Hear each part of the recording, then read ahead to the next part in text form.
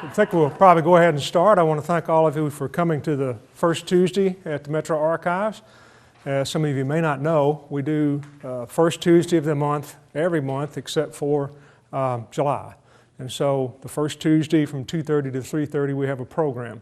Today will be a little bit different. I wanted to try something out on y'all, and so we're going to have sort of a historical play. And one of the things, the play today, this is a shortened version. There'll be no, the lights won't change, anything like that. Scene changes will remain as they are right now. So there'll be no light changes, nothing like that, no sound. So we'll have scene changes. We're working on having the play back at the library in the auditorium, probably the middle of December. And I'll try to let everybody know we're trying to work that date out. And when we do that, it'll be the play. So it will have all the scenes, what we normally expect from a play. So today, what we're going to do is, you're sort of my guinea pigs, but I want to see how it goes. And I appreciate everyone coming today and being here for the first Tuesday. And so with no further ado, let the show begin.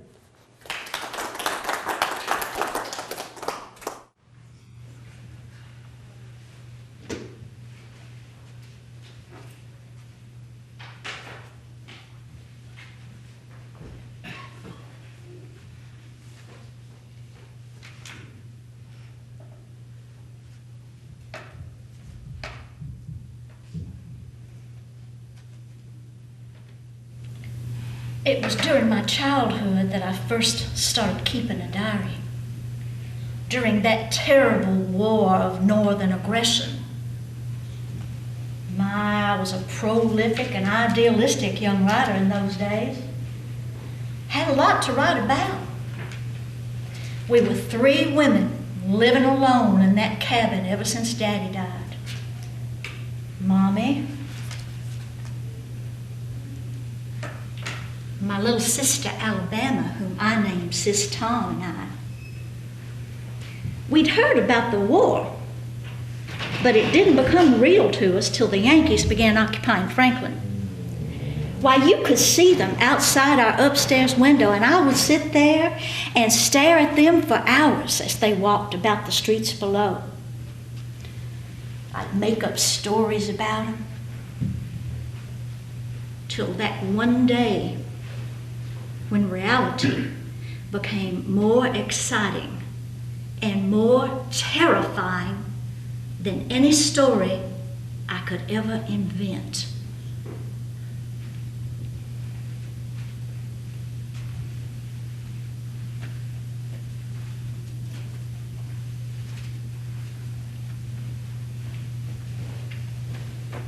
Well, she's calm today. The river, I mean.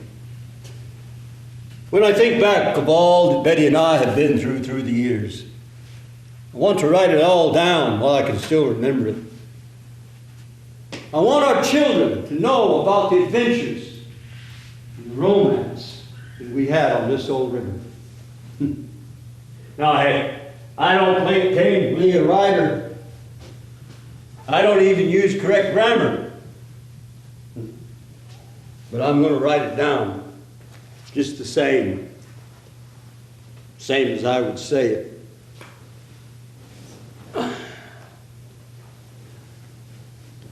It was the spring of 1855. My papa and I had just begun our first fishing business together. The big sea was full of fish, and I had a knack at finding them. Me and Papa, we devised contests to see who could win the most, catch the most fish. And I always seemed to have the fun of winning. It seemed anyway. Well, rowing fishing boats by hand made me muscular and hardy for work as a youth. Rowing boats is one thing. Piloting a steamship, now that's something altogether different. I learned piloting from my papa. He knew things, like where the sandbars were, where the rocks were, where the swift eddies and currents were running. My papa, he had great instincts. But by and by, he caught pneumonia and he died suddenly. And I had to inherit those instincts very quickly, where you see, I had to become the man of the house. My mama, my papa, my three little sisters, my littlest brother. Why, they all depended upon me. I never will forget the day, though, that I'd realized that I had saved enough money to buy my very own steamship. $3,000 in cash it was. $3,000. Mama, she grabbed it up and she sewed it in the lining of my coat. And I got on a raft and I headed down to New Orleans.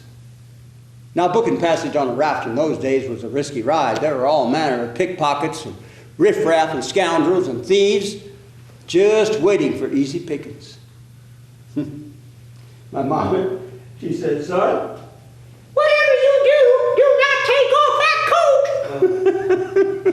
And I didn't. And the closer we got to New Orleans, the hotter it got, and the hotter it got, the more I began to sweat. And I noticed the passengers keeping more and more to themselves as my social acceptability was being diminished by an unsavory smell. Which was great comfort for me, for you see, no one was going to take my coat or what was sewn in the lining. When we finally did reach New Orleans, I had no trouble at all picking out my first boat. It was love at first sight. She was a real beauty, and I had just enough money to pay the man and to hire me a Mississippi riverboat pilot. Now, I knew the Cumberland about as well as any man could, but piloting north on the Mississippi, the Ohio, and the Tennessee rivers, now that's another matter altogether. Shortly, however, me and the pilot, well, we sort of disagreed on how to steer, and I let him go. Well, after a few misgivings and mishaps and whatnot, I did finally get back to Nashville safely. Now, with every turn of the wheel, my mind was turning, how do I make money? Well, I would carry cargo, of course. I would carry passengers. I would give them a safe ride. I would keep them happy. I would entertain them. I would give them a bit of music, and I would tell them stories of the river. I would tell them how once I was arrested by the Yankees for supplying fish to my Confederate brethren, and while I was still in their custody, I carried spring water to the soldiers in the evening, and I charged them for it. And I would tell them that when the war ended, President Andrew Johnson pardoned me, and in thankfulness, I took him a nice string of fish. Now, as this was my first packet, I decided that I would name her the Alpha, which in the Greek language means first, I think. Anyway, she was a lady of my dreams. Oh, of course, I didn't know too much about human women at the time. Now, I could pilot this river, I could handle the river and all its contents with no trouble at all, but women folk, they kind of scared me to death. But then I reckon that this old river and women are two of God's most beautiful and yet most complicated of creatures.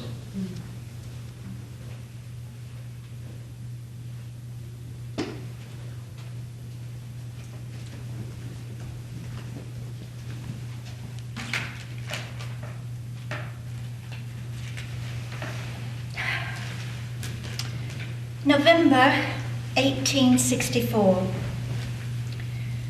The cannons are closer now. We've spent most of the day huddled together with Mommy's bed as our only protection from who knows what. And there's been nothing to do but think and write. Between periods of cannon fire, that ominous quiet brought back memories of a safe, happy time when Sis and I would get into all kind of mischief. I remember riding the train with Daddy My daddy was so big and strong, intimidating really, but he sure knew how to make our lives fun and exciting. I recall the last time I asked Mommy if we could ride the train with him to Nashville, and she said that before we could go, we'd have to cut and tack 10 rounds of yarn for a rag carpet. If we hadn't cheated and stuffed the insides with rolled up rags, we'd have missed that train, and oh, how I loved riding that train. We'd ride the train to Nashville, get the mail, and bring it back to Franklin. And then Captain Kidd would ride by and blow that elk horn, and Daddy and I'd go running out and taking the mail. Another thing was fun was climbing up the step ladder into the attic and reaching down in the sugar chest and stealing some sugar. And then we'd hear Mommy come after us and we'd run and hide under the house. Oh, sometimes I still feel like that child getting into mischief. And other times I feel like a woman fully grown. Frightening thing is I don't have anyone to talk to. Sis is too young to understand, and I don't want to tell Mommy how I feel. So I write. And it was during one of those deep, long riding reveries that it finally happened. Cannon fired through our own upstairs window, just as Uncle Wesley came to take us to safety. I'm writing this tonight as we spend the night in his cellar. But still, I think we're going to be all right. I have a purpose in this life. I just don't know what it is yet.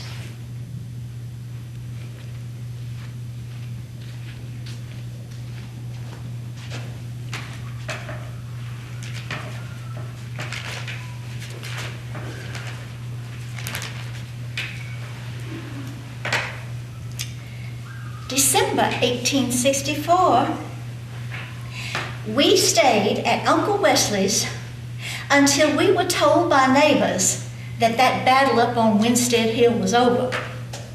As the carriage approached where our cabin had been, I couldn't bear to look.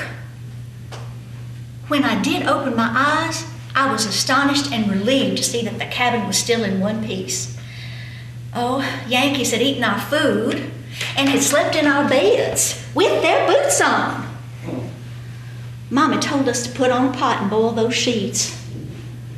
And then some of our boys, led by General Hood, came by to tell us they'd captured some Yankees in our own yard. And after that, Mommy looked in the flower bed and found some bran, so we had bran hoe cake for breakfast. But Uncle Wesley spread the word, and neighbors brought in enough food to feed us and 16 of our soldiers. During the siege, I went to stay with Aunt Sally for a while. They had fast horses in case we needed to get away quickly. And several times while I was there, I recall Yankee soldiers coming by Aunt Sally's and wringing the necks of her chickens. And I remember hiding under the table and seeing a Yankee soldier come in the back door. Now Aunt Sally was boiling pig feet. And he walked right up behind her, ran his hands under that boiling water, pulled up a pig foot and ate it right on the spot. Then there came a lull in the fighting, and Mommy decided it was time to go home and see if the cabin was still there. She was so relieved to see Confederate soldiers in our yard. We're going to the McGavitt place tonight. They're bringing in wounded. Sis and I are tearing a bolt of Brown Domestic for bandages. Tomorrow, we're going behind enemy lines to deliver bandages and mittens to General Hood's boys. Me, behind enemy lines. I feel so brave and important. One thing's for sure. When all this is over, I'm taking this diary and writing a story about this war. And it'll be the greatest book the world has ever known. I've even got my title all picked out. Gone with the Wind. Got a ring to it, doesn't it? I'm a woman ahead of my time. But first, I must go back to school. That was Daddy's dying wish.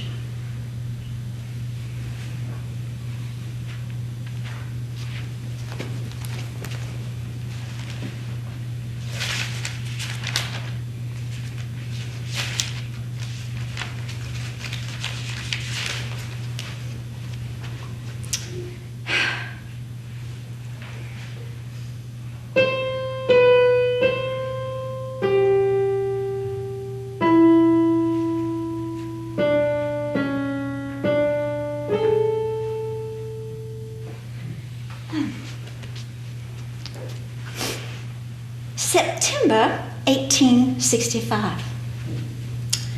With the war finally over, I'm finally back at school. With my days at Franklin Episcopal behind me, I'm now enrolled in Franklin College. Everybody's nerves are slowly getting back to normal, and I'm finally sleeping peacefully through the night. For the longest time, I kept hearing cannon fire even though the war was over. While part of me would like to be with Mommy at home, I'm really glad my daddy insisted that I come back to school. I'm enjoying my studies here, taking Latin and penmanship and deportment and embroidery.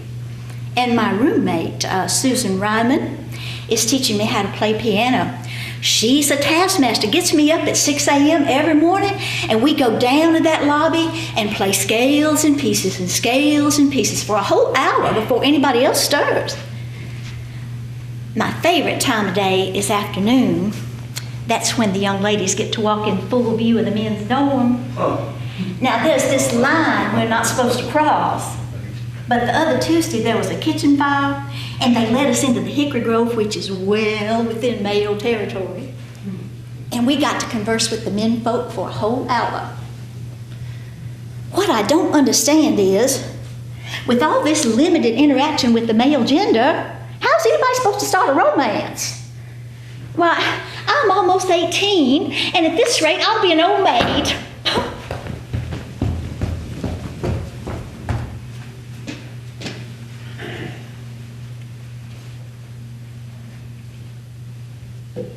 September 29th, 1865.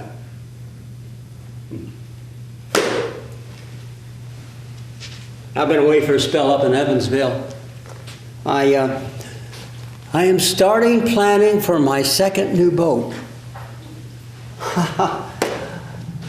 This one, I am going to build from the hull up. I'm going to call it the Eddie Building in honor of those fine ladies back there in that city.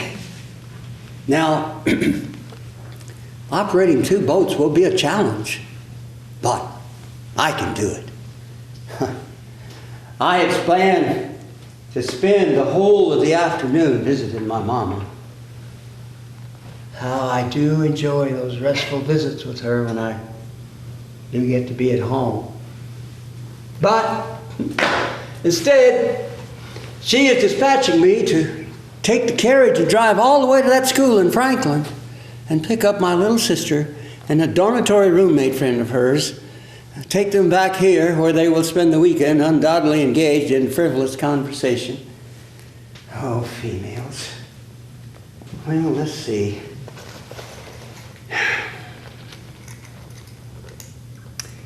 It's 1:30. Let's see, it will be 3 hours down there, and at least 3 hours, 4 probably back with them chattering. Well, I guess I better get to the task. Oh, I just remembered something. I got a 4 a.m. call come Monday morning, and I know darn well I'm going to have to haul them all the way back to Franklin come Sunday evening.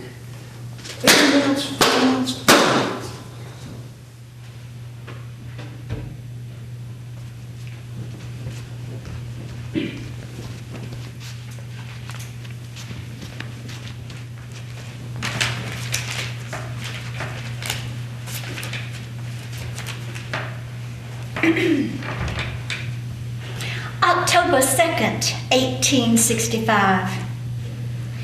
This weekend, I met the most ill-mannered boy. He's crude and rough, doesn't use good grammar at all. He's unshaven, there's dirt under his fingernails, and he smells like river water. But he's the brother of my very best friend, and Susan says that she and her mother owe everything to him. And I think there must be a great deal of good in a brother who would sacrifice his own personal life to provide for his mother and sisters. Susan insisted that I sit next to him in the carriage on the way to the Ryman home, and I was so uncomfortable in his presence, out of the corner of my eye, I could see that he stared at me the whole time. And when we got back to the dorm Sunday night, Susan says he likes me. Oh.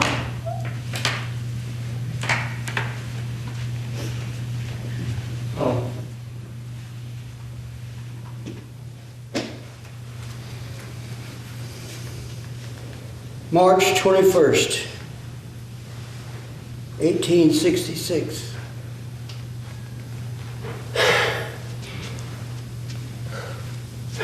Now I can handle this river just fine and all of its contents. But this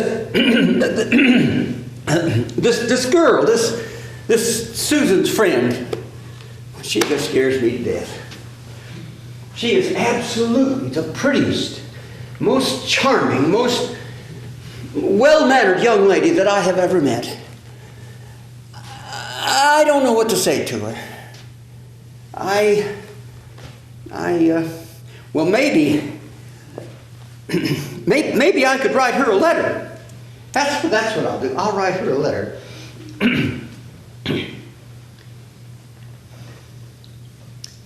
Dear Bettie,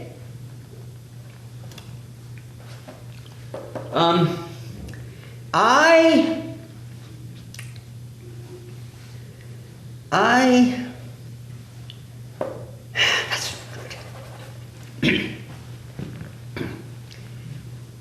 Dear Bettie, you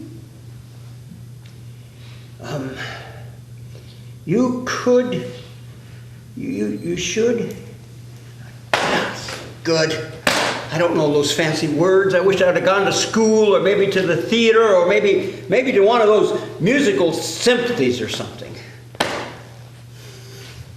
When I'm piloting, my mind wanders to nothing but her. She's wonderful, very wonderful. Susan says that Bettie likes me. When I'm with her, I want to tell her everything. I want her on the boat here with me, but that's an awful lot to ask for a cultured young lady like her. I mean, living on a riverboat, what do I have to offer her? I mean, life on the river? Life on the river is hard at best. And to ask her to live on this riverboat, oh, what am I thinking? What am I thinking? I wonder, old river, is it too much to ask her to love me? With my first love being this old river? Oh, what to do, what to do? You're rising high today, river. Should have good words for me.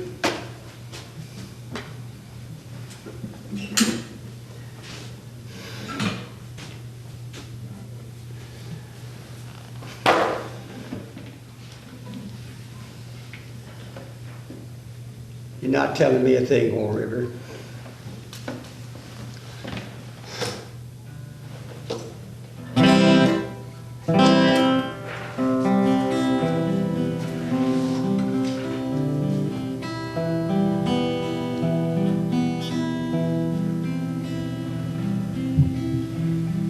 Springtime come,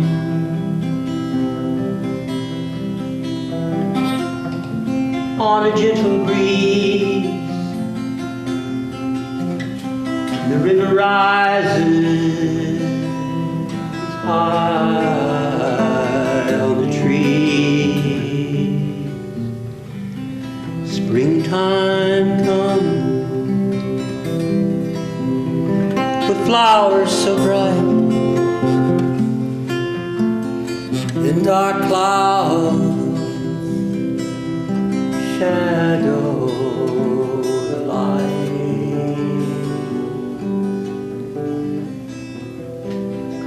Why is she so thrilling to me? Her beauty just won't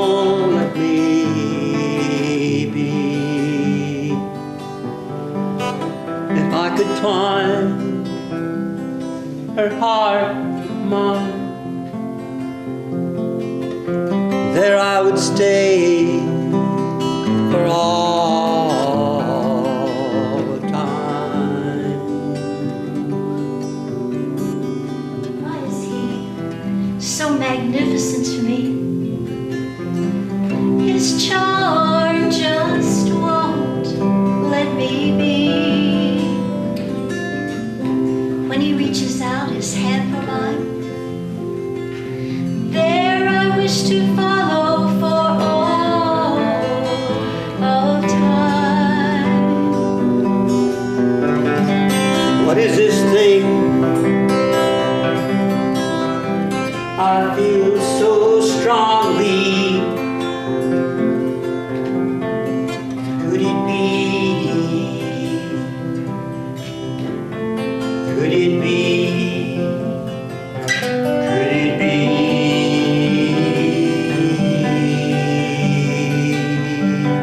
love?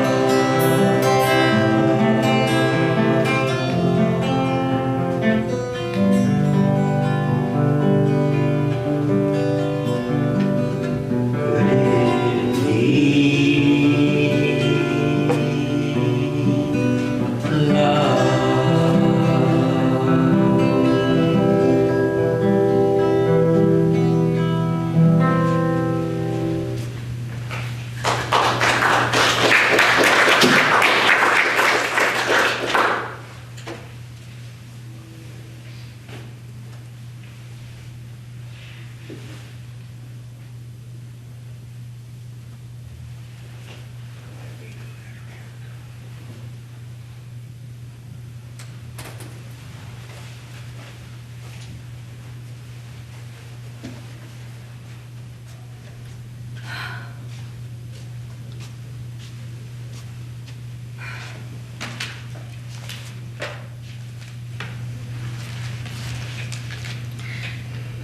August 1867. What a terrible summer. Mommy and I went to care for some children who'd come down with typhoid, and I got it. I'm glad Mommy didn't. Everything is still just hazy in my mind.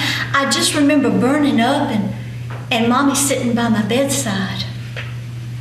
But I don't know what's real and what was a dream.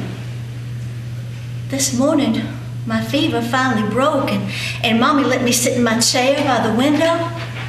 That same window I used to watch the soldiers from. Seems like such a long time ago. I reached up to stroke my hair like I always do, but it was gone. Mom and Sis cut it. Said it made me cooler. They tell me that Susan has been to see me regularly, and they say that Tom has asked Mommy's permission to marry me.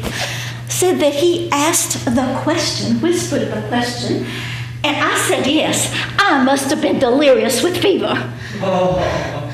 Well, he'll just have to ask again. No proper young lady should be held to saying yes while delirious with fever. And we'll have to have a long engagement. I have to have time to grow my hair back and make my wedding dress and dresses for Mommy and Sis and Susan. Oh, me married? I guess that means I'd spend a lot of time on that riverboat. Oh. Oh, where's my Bible? I want to read that story about Ruth. How does it go? Whither thou goest, I will go. Whither thou lodgest, I will lodge. Thy people shall be my people. Thy God, my God.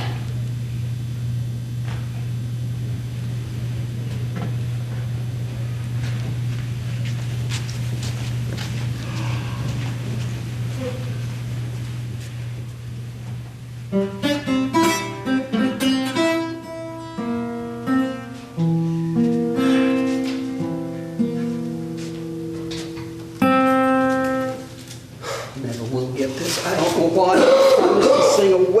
I love these 7 times a week, 7 days.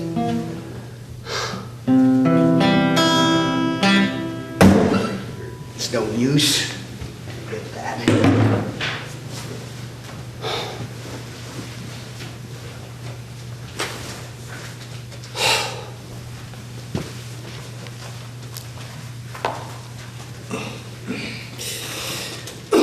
Well, old River, this is the day, February 3rd, 1869.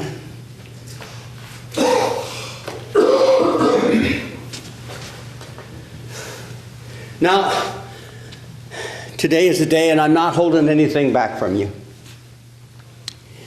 Today, I am taking on a new life partner. Now that doesn't mean I'm giving up on you or that I don't care about you anymore. Heck, I would never do that.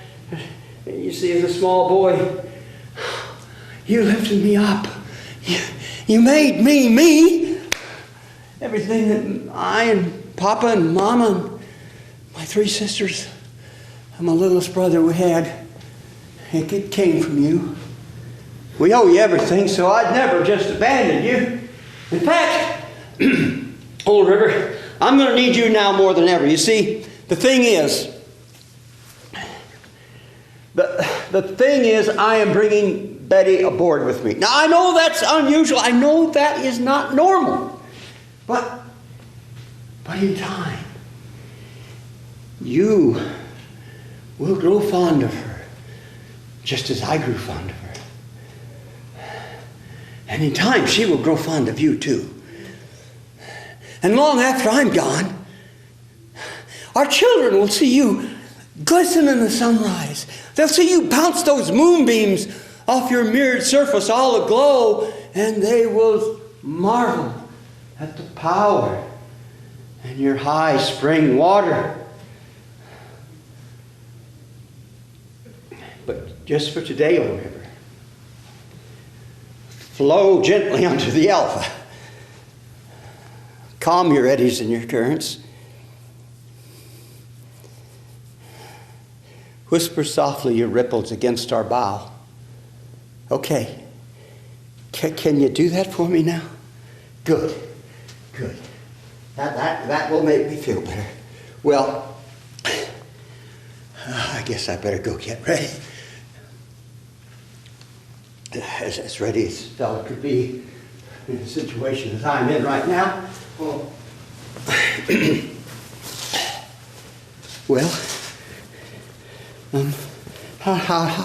how do you think I look? Think I'll be okay? Oh, I know, I can't have a cap on.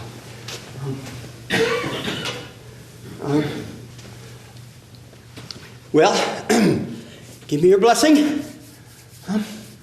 Oh, here. For luck. Skip this stone 3 times for me. Ha ha! 7 times! Wow! Oh, I could imagine that 100 times. 100 times. I could imagine. That's it. That's it. 100 times.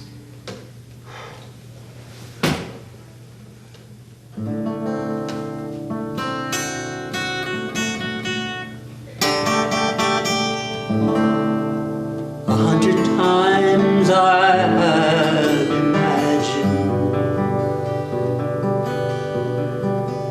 you in love with me. Now it's 100 times more beautiful than I thought it could ever be. Oh, I don't have pretty to say, and I can't write fancy rhyme.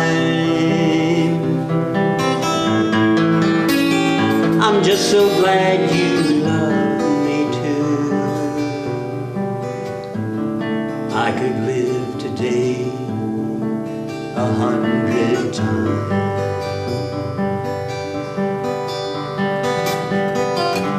I do give my life to you, and from now on you'll be mine. If I were a poet, I'd write myself some lines.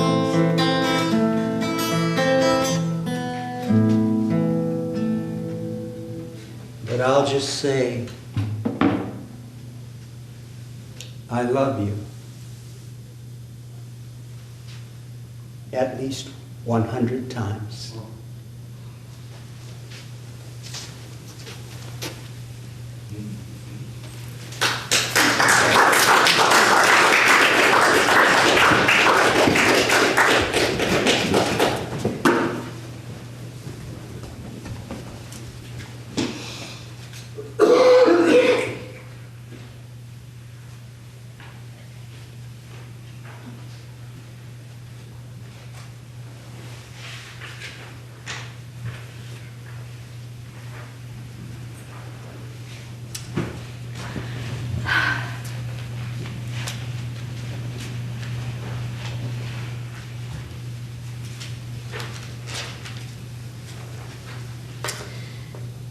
February 1869.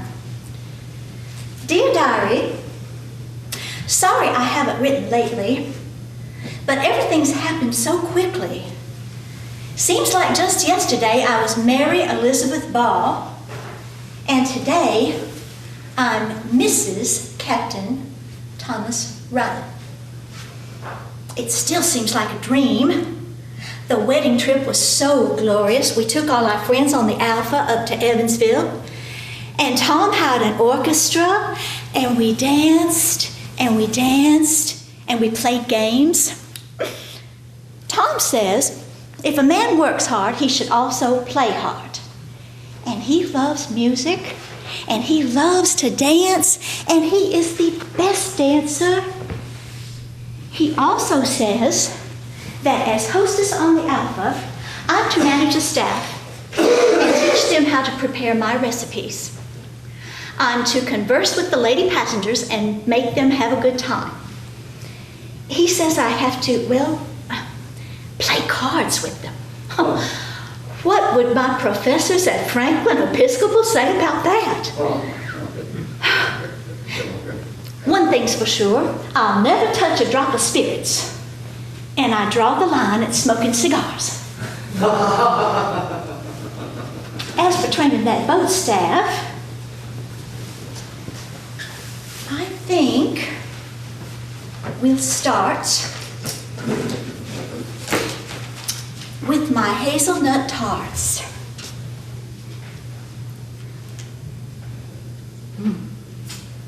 Yes, that's it.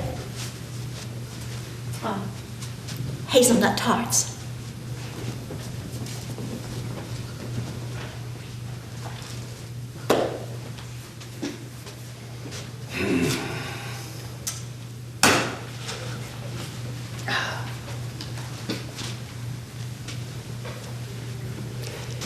March 6th, 1869. Well, I was wondering when I would get a chance to speak again. Isn't that just like marriage? Me, married. Well, I thought I was married to this old river, and now I find myself married to both of them. But she is a very pretty, charming, delightful young, impossible young lady that I ever knew. Well, we had a grand wedding boat adventure. Besides all of the dancing and the games and the singing, the most wonderful thing happened on our way back from Evansville, Illinois. We got into a race with another boat. Now, she was no match for the Alpha, no match at all. We passed the Tyrone up, just left her in our wake, with all the men cheering and all the ladies waving their fine silk scarves, and the band played on. It was the grandest wedding boat adventure you could ever have imagined. Well, today we are docking in Nashville, where we will begin our real life right back here on the Alpha.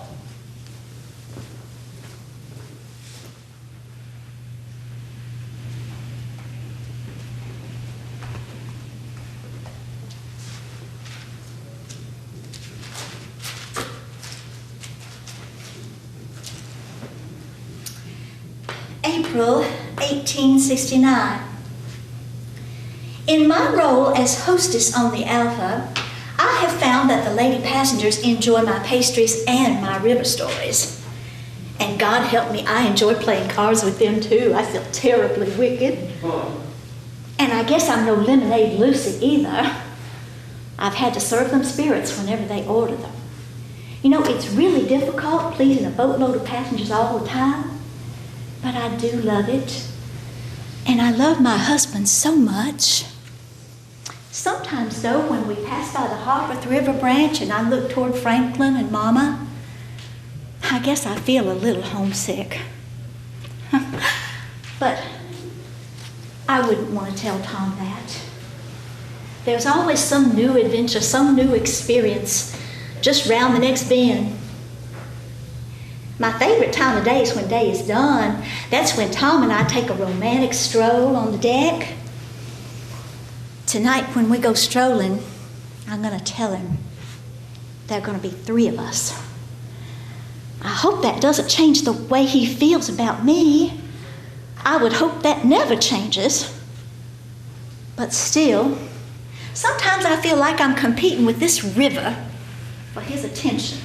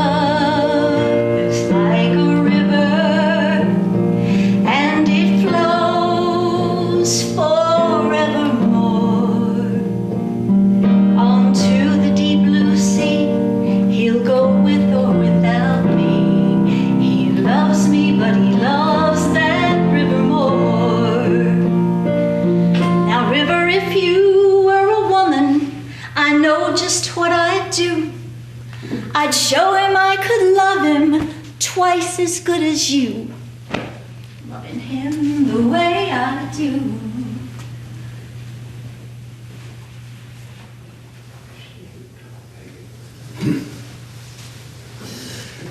Well, it seems as though the children know just what time coffee is being served. It is now December 1876. Just like clockwork, they come running up to my cabin.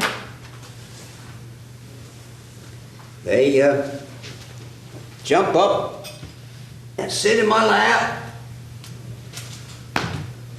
and they beg for a little bit of coffee in their milk, and I give it to them. There you are. And then I let them ring the bell, and I let them pull the steam whistle. I tell them adventurous stories, I sing them a song or two, and then I give them back to Bettie, and she calms them down before she tucks them in at night. She's good at that sort of thing. She is a wonderful mother. Oh, I'm really going to miss not having them on the boat with me. But our oldest, Daisy, she's 6 now, and she's going to start school. And our new house at Market Street is just about finished. So, it will be better for them to settle on land. I don't know about me, though. When I run up to Evansville, I'm gone for days at a time. But us Rymans, we're a hardy bunch. They'll just be that much happier to see me when I do get home. I got to wondering the other day, what would happen to my family if I came to a bad old inn on this river? I don't worry too much about the girls, you see. They're all pretty and smart like their mother. They'll find no trouble at all getting good husbands when the time comes. But I'll be pretty hard to please by any young rogues that come to call. You can bet on that. I do worry a little bit, though, about Tom Jr. So, I have decided to write some things down just in case I'm not here to say them personally.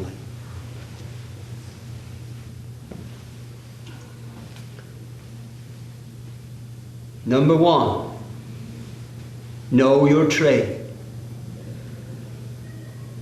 Stay at one thing at a time. Don't change with the wind. Watch others with experience do it. If you can do something today, do it today. Don't put it off till tomorrow. Work hard, play hard. Enjoy the good things in life. Good music. Music feeds the soul. And especially to my girls. You can't get innocence back once it's lost. Sleep well at night and listen. Listen especially to your mother. Laugh and love a little bit every day. And always remember, your daddy loves you very, very much. And I will always come home. All right? Okay. It's bedtime. Let's go. No, we're not doing the one about the dog. We sang the one about the dog yesterday. Oh. Yes, that's right. What? Okay, Daisy, one song. What is it? You want to sing about a rainbow? Okay, do you know that one? All right, we'll give that a try.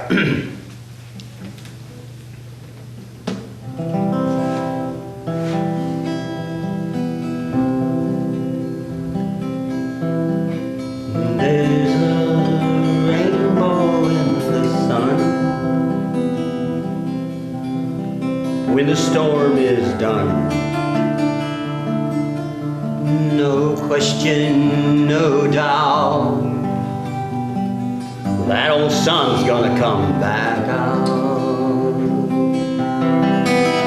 That's my promise to you, darling,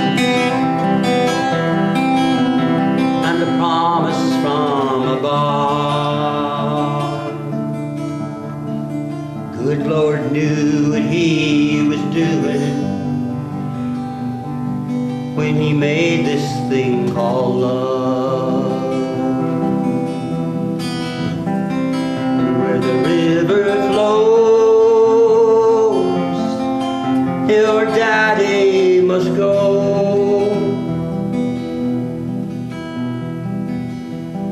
But like the rainbow shining through, I'll always come right back to you. There's a rainbow in the sun, in the sun. Now you're sleepy, I can see it. Let's go, come on. Bedtime. Yep, bedtime. Come on, come on, come on. Tommy, Tommy, get over here, you rascal. Come here. Get, go, go, go.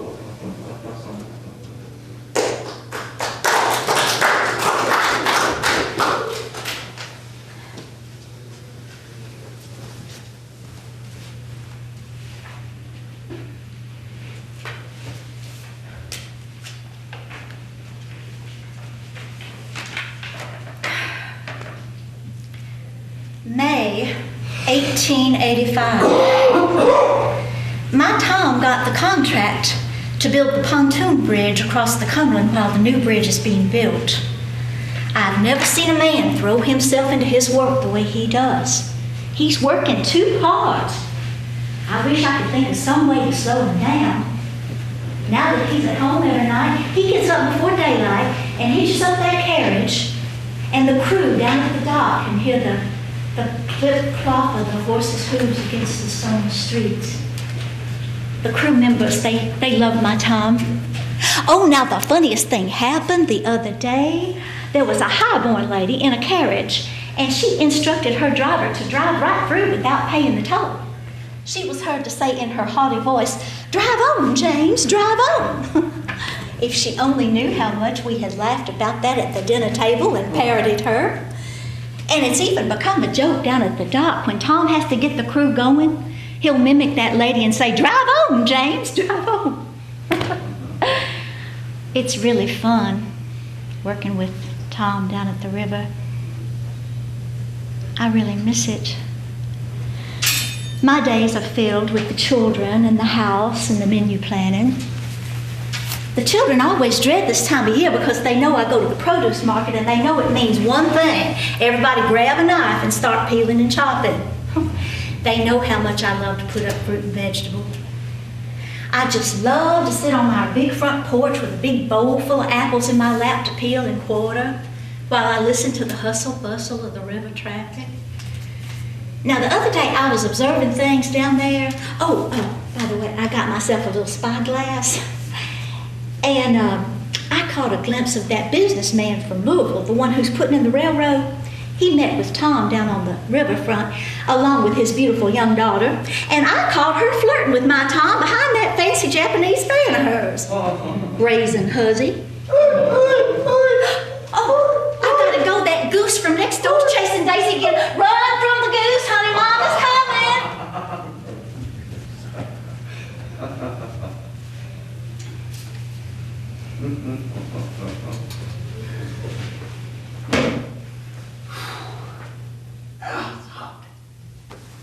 August 1885.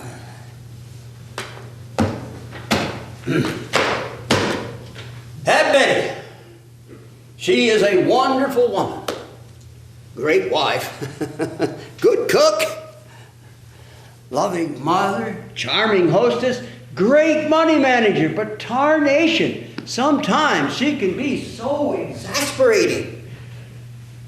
Well, I've been home for a few days, and I wake up early, as I usually do, and I rolled over and whispered in her ear, "Betty, dear, how about some intimate moments together?"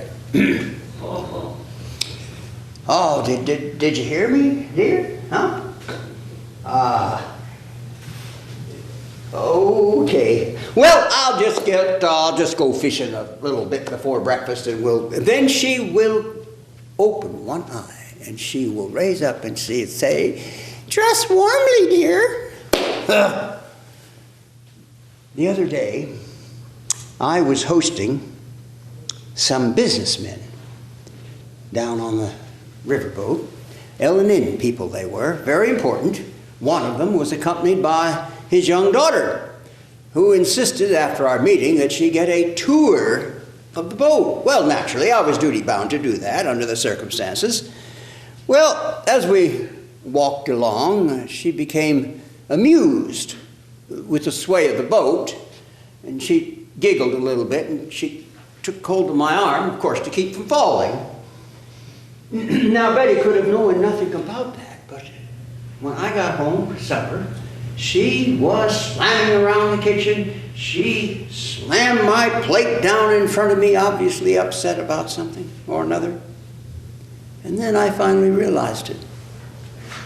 Lately, one or two or a few of the lady passengers on the boat have been paying more attention to me. Now, a man in my position must keep up his appearance and be cordial.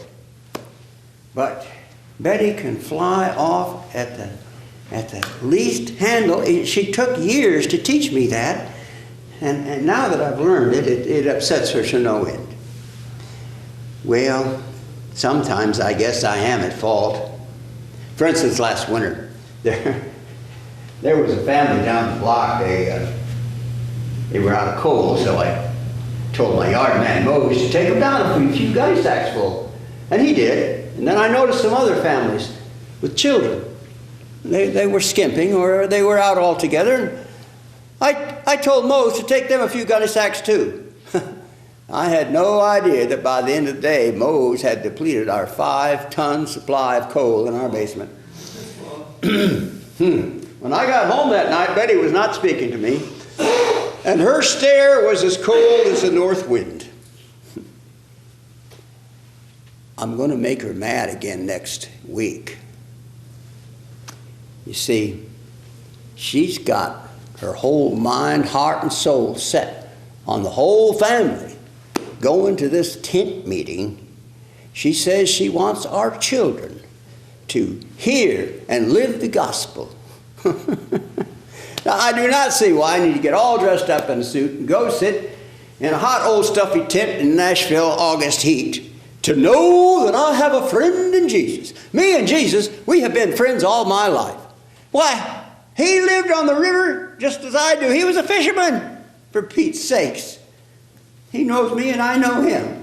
And by golly, what if all the people got religion at the same time? What would that do to the card playing and the sipping of good whiskey on the Alpha?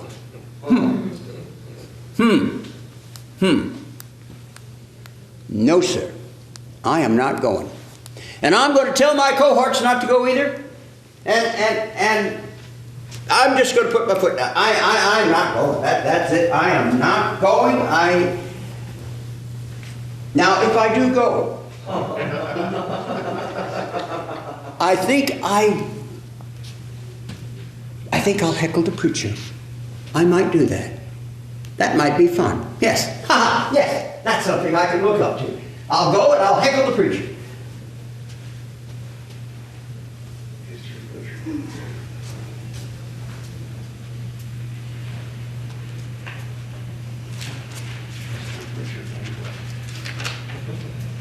That Tom Ryman has such a sweet tooth. He loves ambrosia. I guess after all these years, I just know him too well. Except for lately. There's something decidedly different about him. He's become more distinguished with maturity. And the young ladies certainly seem to notice. I can just imagine him strolling the deck with one lovely young thing after another while I'm stuck up here chopping and peeling and yes, spying through my spyglass. Well, I'm going to do something about this.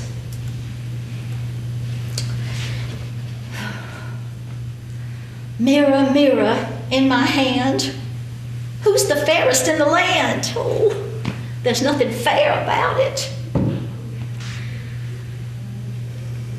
Still, I wonder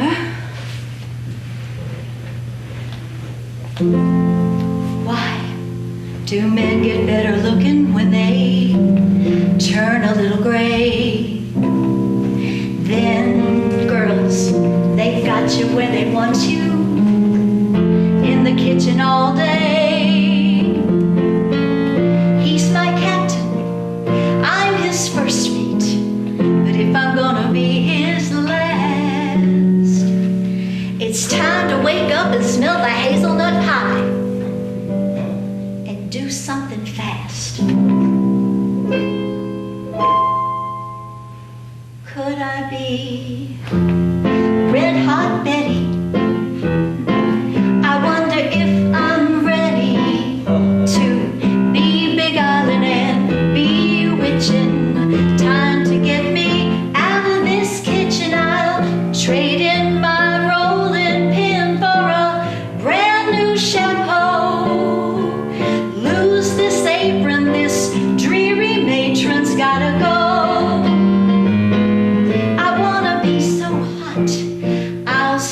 up a Captain Fricassee.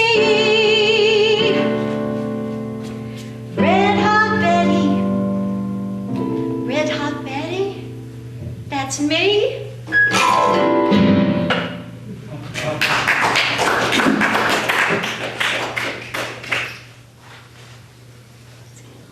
Well, I don't know where she is, Daisy, and at this point, I don't care. I know we were supposed to be there 10 minutes ago, and it's a 10-minute ride, but we will get there. Just come. I know you are hot. I am hot. Tommy is hot. Louise is hot. Everybody is hot. 102 degrees, and she wants to go sit in a 110-degree tent. Just to know Jesus.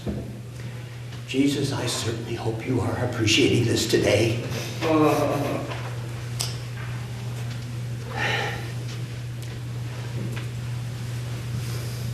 Betty, are you about ready?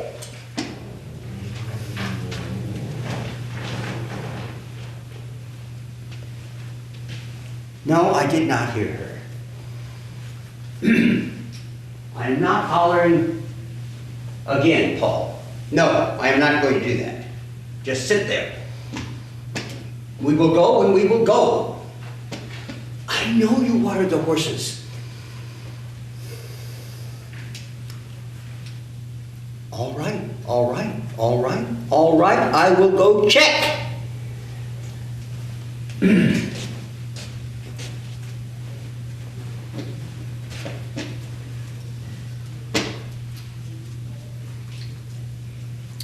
Well, Captain Ryman, looks like you will be escorting Mrs. Ryman and your children to the tent meeting to hear the Reverend Sam Jones from Atlanta. And just think, Captain, with a little luck, it just might be a hot time in the old town tonight.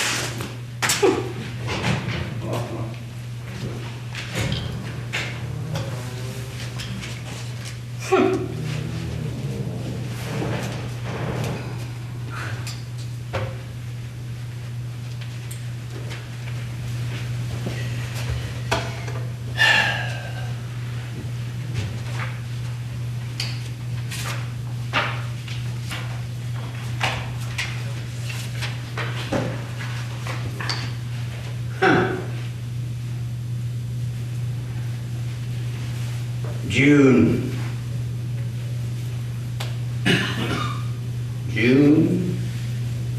2nd or 3rd?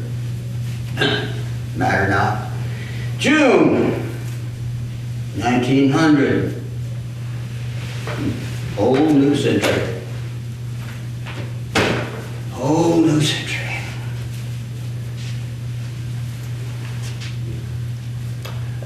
Well, at least when I start something, I try my best to finish it. With the completion of the tabernacle building, there is no preacher of the gospel, nor his congregation, will ever have to sit in a stuffy old tent in Nashville to hear God's good word. I started my life as a fisherman. I've always loved fishing. And now I want everyone in Nashville, Tennessee to go to the Union Gospel Tabernacle to hear the preaching of the good word of the Lord, or to hear good music.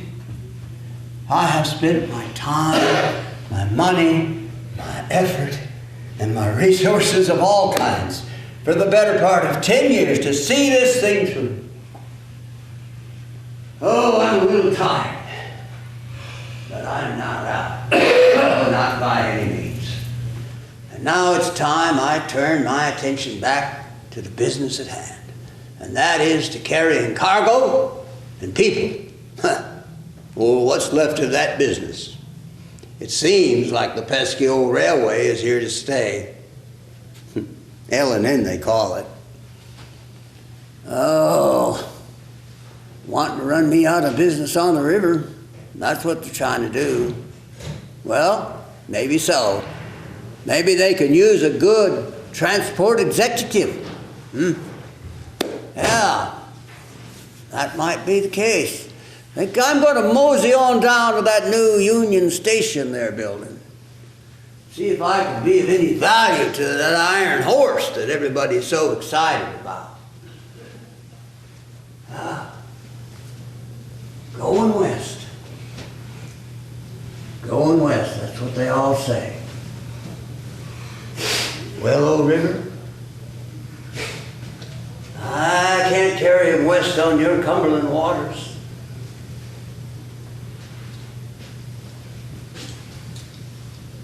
And I can't carry him west on my steamships. Maybe it's time I diversify. That's it. That's it. I'll diversify. Yes, sir. Maybe it's time.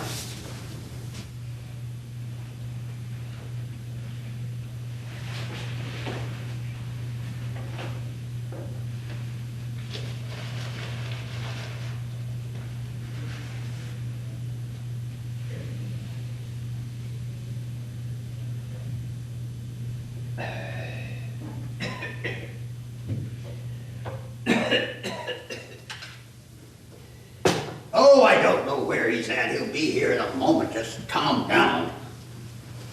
Oh, I'm sure he'll be here.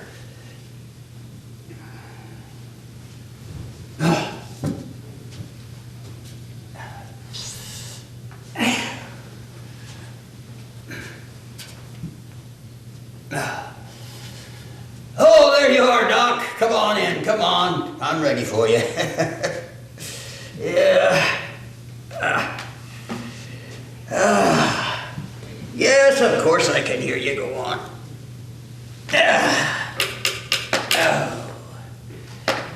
Well, let's see here.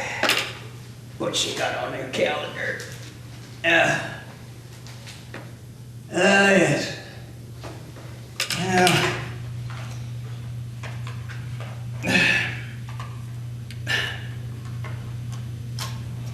I see.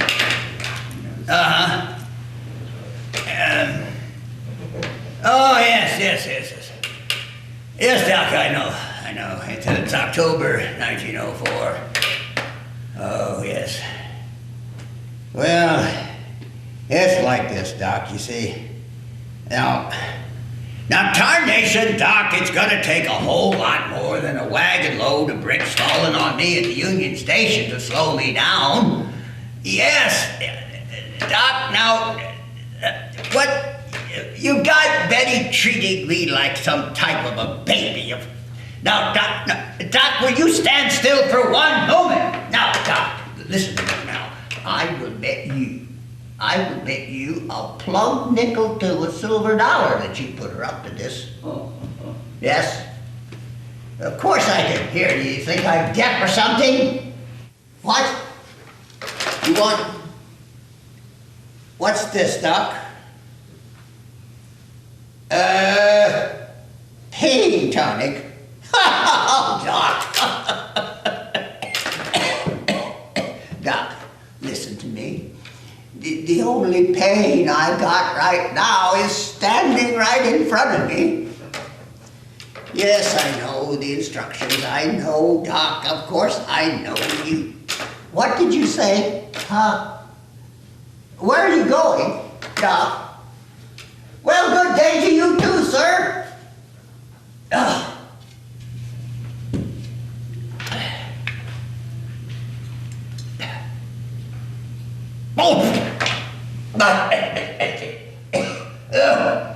Well, thank you, Doc. If the bricks don't kill me, your poison will.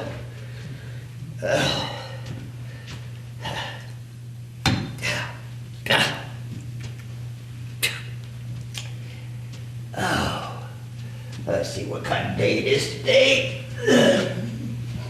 Oh, it's beautiful out there. Oh, river. Oh, river. You don't know. how much I wished I could cross you just one more time. Yeah, no one is going to listen to me, Doc.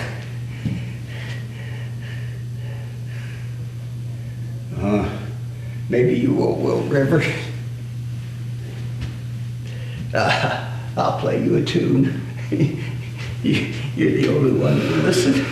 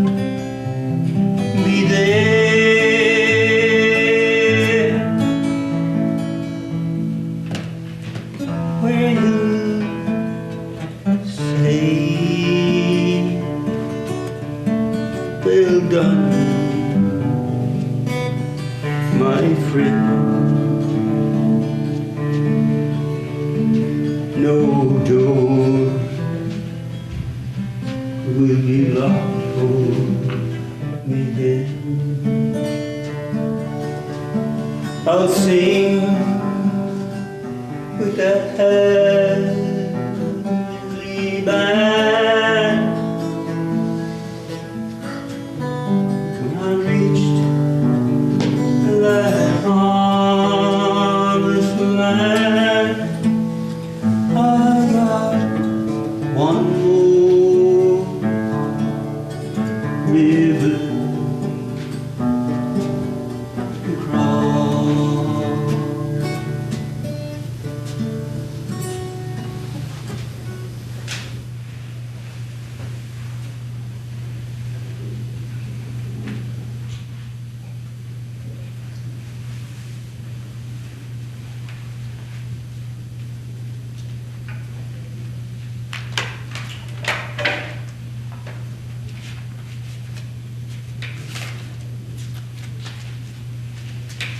The spirit of Captain Thomas Ryman left this earth 20 years ago, December 23rd, 1904.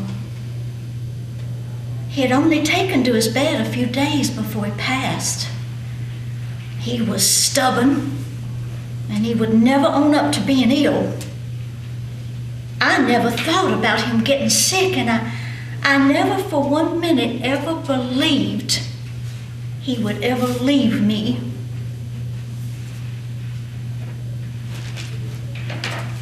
But he did, and he left 7 adoring children and 3 precious grandchildren and many friends, business associates, and admirers.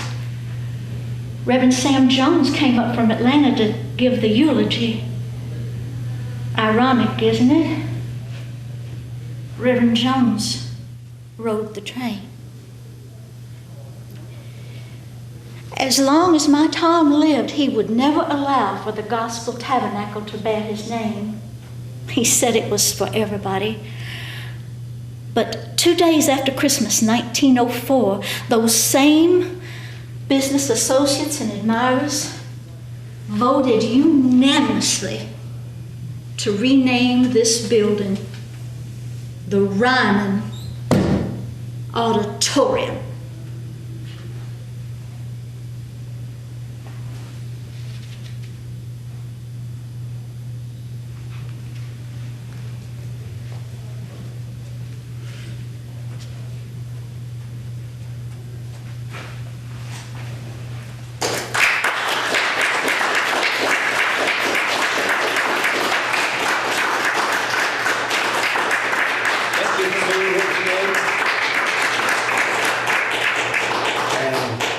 thank Ken for his wonderful program here.